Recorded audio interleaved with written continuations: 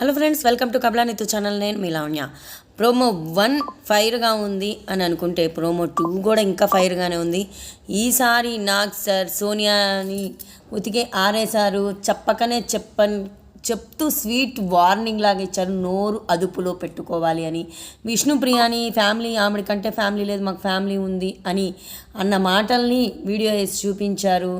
అప్పుడు ఈ డైలాగ్ వాడారనమాట, నోరు అదుపులో పెట్టుకోవాలని. అసలు ప్రోమో విషయానికి వస్తే, ప్రోమో స్టార్టింగ్లోనే శేఖర్ భాష here is a good news for you అని చెప్పి, your wife delivered A baby bye అని చెప్పి, హెల్దీ బేబీ బాయ్ అని చెప్పారు. వెంటనే శేఖర్ భాష చెప్తుండగానే ఎమోషనల్ అయ్యాడు. అందరూ కంగ్రాట్స్ చెప్పారు, అందరు హగ్గులు ఇచ్చారు.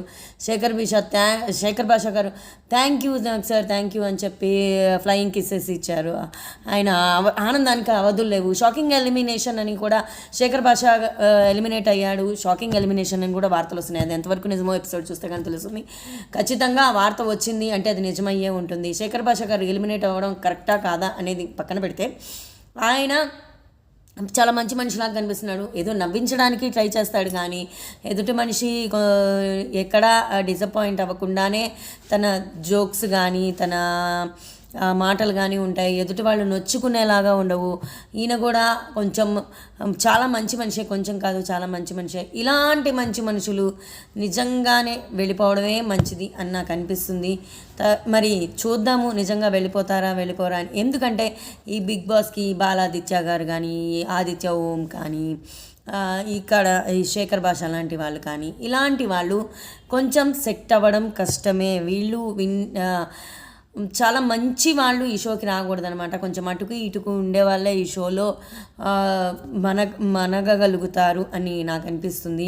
ఇక యష్మికి సంబంధించి అయితే విపరీతమైన కామెంట్స్ పెడుతున్నారు. నామినేషన్లోకి వస్తే ఎలిమినేట్ చేసేస్తామని చెప్పి ఆడియన్స్ పెడుతున్నారు. అవన్నీ మనం సోషల్ మీడియాలో ప్రతి ప్రోమో కింద చూస్తూనే ఉన్నాము. ఇక సెకండ్ ప్రోమోలో అయితే సోనియాని కొంచెం ఆట ఆడుకున్నారనమాట. కిరాక్ సీతని మాత్రం పొగిడారు. సీత వెరీ గుడ్ సీత అన్నారు. ఇప్పుడు ఈ సీతకి పక్కన కిరాక్ పెడతారా సార్ అంటే, దిస్ ఈజ్ ఫ్రమ్ మీ అని చెప్పి తనకి వచ్చిన కుందేలు బొమ్మని పంపించారు. దాన్ని హక్ చేసుకొని సీత చాలా ఎమోషనల్గా ఫీల్ అయిపోయింది.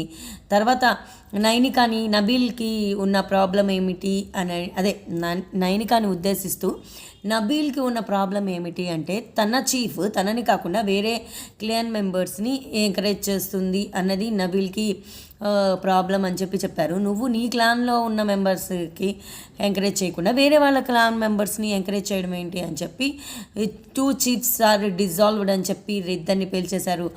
మేబీ యష్మి అండ్ నైనికని అనుకుంటా. ఎందుకంటే నిఖిల్ మణికంఠనేగా మిగిలింది కాబట్టి వాళ్ళిద్దరూ కలిసిపోయారు. వాళ్ళిద్దరికి ఎటువంటి భేదాభిప్రాయాలు లేవు.